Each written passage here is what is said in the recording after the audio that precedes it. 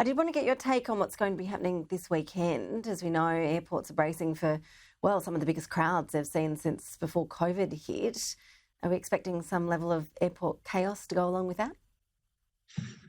Look, inevitably we will have airport chaos. I mean, it's interesting. Airports stress people out.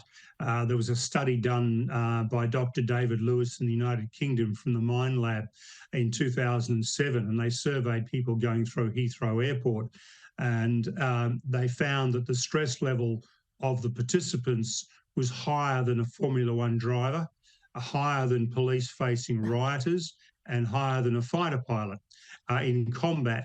So, unfortunately, we walk into an environment where there are literally thousands and thousands of people. That automatically stresses people out. Now, back in 2007 was before the global financial crisis, before COVID. The stress levels of passengers today is much higher. There's so many things happening around us that are causing us stress, cost of living, interest rates, etc. So people are walking into the worst possible environment. There's going to be delays, and there's going to be some grief. There's no question about it. There's not much we can do about it.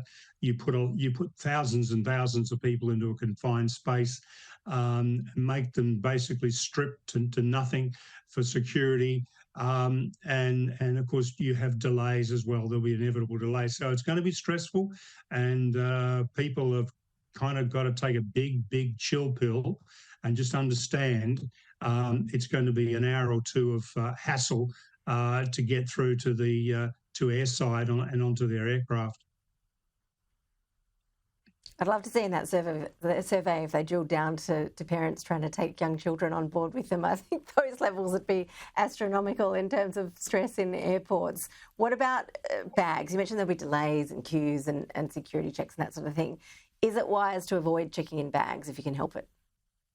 Well, look, if you can help it, yes. I mean, the other thing too is have a serious look at what you really need. And don't laden yourself down with 10 of this and 5 of that and 4 of that.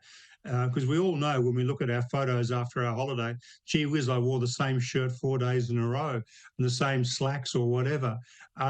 You really do need to not take everything you own on an aeroplane, including your emotional baggage. So yes, if you can avoid checking a bag, and then if you're carrying stuff on, of course, take the minimum that you need. Also, things like if it's not too late, buy yourself an exit row, buy yourself a seat with more space. In some circumstances, you can buy the seat next to you if it's empty. Of course, over Easter, understandably, flights are going to be full, so those opportunities don't exist as much. You also should get to the airport earlier and get through to the other side, then relax in one of the coffee shops or bars. Don't drink too much. Just be sensible. That's really a good advice as well. Very practical tip, Geoff. So what about capacity? Are we back now to pre-COVID capacity on domestic? And what about international routes, or is it taking a while for the international travel to come back to those levels? Yeah, domestic capacity is almost back to pre-COVID levels, and I think over Easter it will be at pre-COVID levels. International is still dragging its feet. There are many airlines that have not returned to Australia or have returned to Australia in limited flights. One example is, Cathay Pacific that suffered terribly up in Hong Kong. Other ones, Thai International, Garuda, they've returned to various ports, but not all.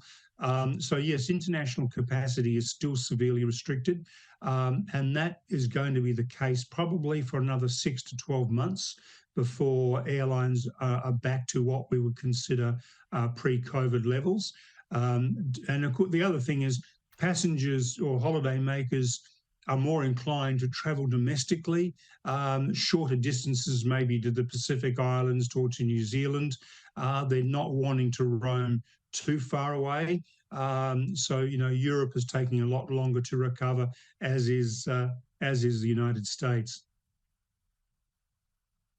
Geoff Thomas, always appreciate your analysis. Thank you. Let's hope everyone takes up your tips and that the Easter travel goes smoothly and safely for everyone this weekend. Thank you.